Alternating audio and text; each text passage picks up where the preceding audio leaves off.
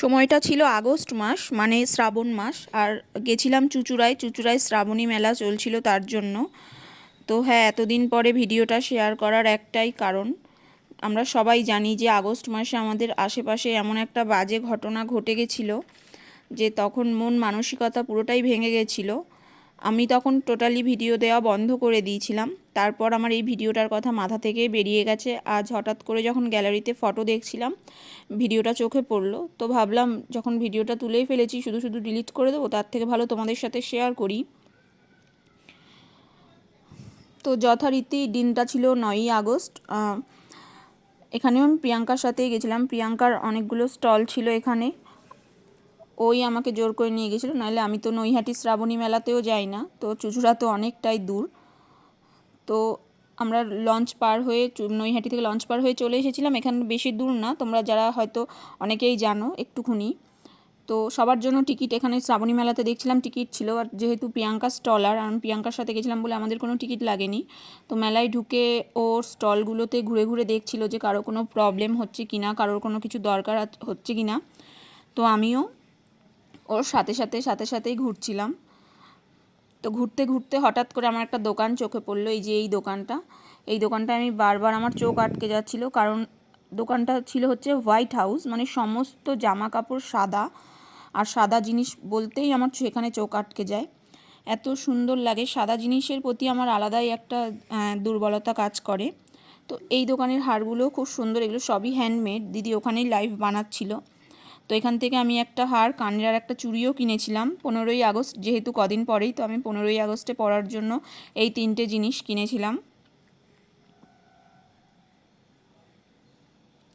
তারপর যেহেতু মেলাটা অনেকটা বড় ছিল, আমি হাঁটতে হাঁটতে পা ব্যথা হয়ে গেছিলো বলে ওই দোকানটা একটুখানি বসেছিলাম। তারপরে আবার উঠে ওর সাথে পুরো মেলাটা একটু ঘুরে নিলাম। মেলাটা অনেকটা এরিয়া জুড়ে, যদিও আমি ওই দিকটা মানে সেরমভাবে চিনি না বলে বলতে পারবো না এক্স্যাক্ট জায়গাটার নাম কি। তো এই যে নাগরদোলাগুলো দেখছো না, আমার নাগরদোলাগুলো দেখলে এত ভয় করে। আজ পর্যন্ত কোনোদিনও ইচ্ছে হয়নি যে নাগরদোলায় উঠি।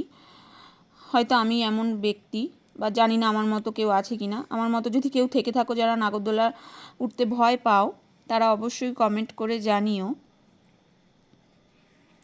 আমার নিজেরও হাসি পাচ্ছে যে আগস্ট মাসের ভিডিও আমি পরের বছর জানুয়ারি মাসে শেয়ার করছি। কি করব বলো, ভিডিও করার মন মানসিকতা তখন আর ছিল না যে ভিডিও এডিট করব বা ভয়েস ওভার দেব। ওইভাবেই পড়েছিল। তারপর মেলা ঘুরতে ঘুরতে আবার এই একটা দোকান চোখে পড়লো, এখানে কাঠের সমস্ত রকম জিনিস ছিল। এই দোকানের জিনিসগুলোও খুব সুন্দর ছিল। তো আমি ভেবেছিলাম তোমাদের সাথে পরের দিনই ভিডিওটা শেয়ার করব, তাহলে হয়তো তোমরা অনেকে যেতে পারতে। কিন্তু এখন তো ডিটেলস বললেও তোমরা, স্টলগুলো আর নেই এখন, কি আর হবে বলে। তবুও তোমাদের সাথে জাস্ট একটু শেয়ার করা, আর কিছুই না। তো এরপর মেলাটা প্রায় ঘোরা হয়ে গেছে। এবার প্রিয়াঙ্কার কিছু কাজ বাকি ছিল, সেগুলো করে নিচ্ছিল। আর আমি হাঁটতে হাঁটতে হাঁটতে হাঁটতে আবার ওই সাদা জামার দোকানটায় এসে দাঁড়িয়ে পড়েছিলাম, কারণ এই দোকানটায় বারবার আমাকে টানছিল। তো আমি বলে এসেছিলাম যে কদিন পরে যাব, গিয়ে আমি কয়েকটা জামা কিনবো, কিন্তু পরে আর যাওয়া হয়নি।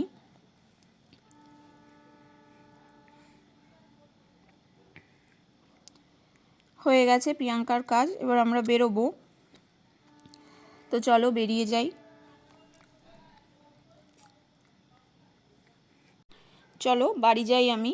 আর তোমরা অবশ্যই কমেন্ট করে জানিও আজকের ভিডিওটা তোমাদের কেমন লাগলো, আর তোমরা কারা কারা চুঁচুড়ার শ্রাবণী মেলাতে গেছিলে।